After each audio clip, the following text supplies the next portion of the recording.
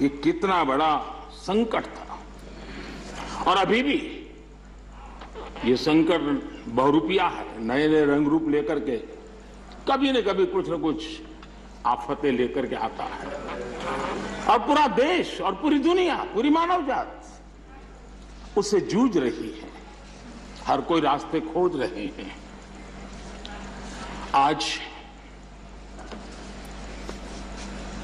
130 करोड़ के भारत के लिए दुनिया में जब प्रारंभिक कोरोना का प्रारंभ हुआ, चर्चा यही थी भारत का क्या होगा और भारत के कारण दुनिया की कितनी बर्बादी होगी, इसी दिशा में चर्चा हो रही थी। लेकिन ये 130 करोड़ देशवासियों की संकल्प शक्ति, उनका सामर्थ्य और उन्होंने जो भी जीवन में उपलब्ध था उसके बीच भी डिसिप्लिन का पालन करने का प्रयास किया कि आज विश्व में भारत के प्रयासों की सराहना हो रही है और इसका गौरव ये किसी राजनीतिक दल का कार्यक्रम नहीं था, ये अचीवमेंट देश का है, 130 करोड़ देशवासियों का है। अच्छा होता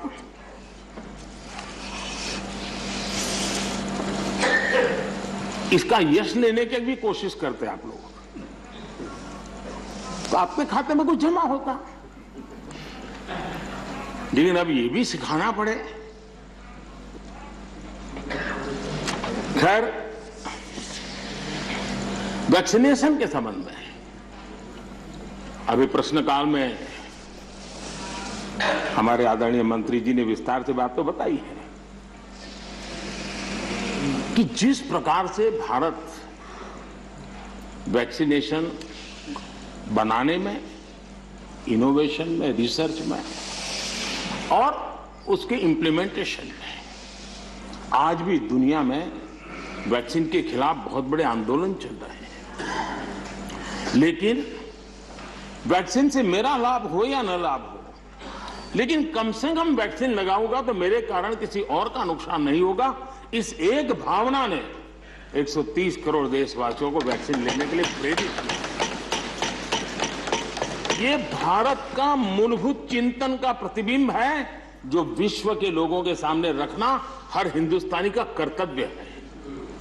सिर्फ खुद की रक्षा करने का विषय होता तो लूं या न लूं विवाद होता, लेकिन जब उसके मन में विचार आया कि मेरे कारण किसी को कष्ट न हो, अगर इसके लिए मुझे भी डोज लेना है तो मैं ले लूं, और उसने ले लिया।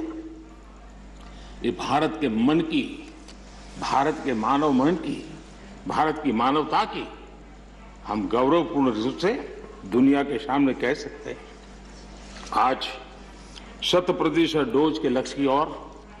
हम तेज गति से आगे बढ़ रहे हैं। मैं सम्मानित सदस्य, इस सभी आदरणीय सदस्यों से, इनके सामने हमारे फ्रंटलाइन वर्कर, हमारे हेल्थ केयर वर्कर्स, हमारे वैज्ञानिक, इन्होंने जो काम किया है उसकी सराहना करने से भारत की प्रतिभा तो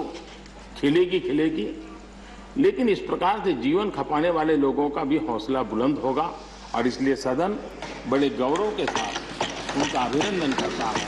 उनका धन्यवाद करता है। आदरणीय सभापति जी, इस कोरोना काल में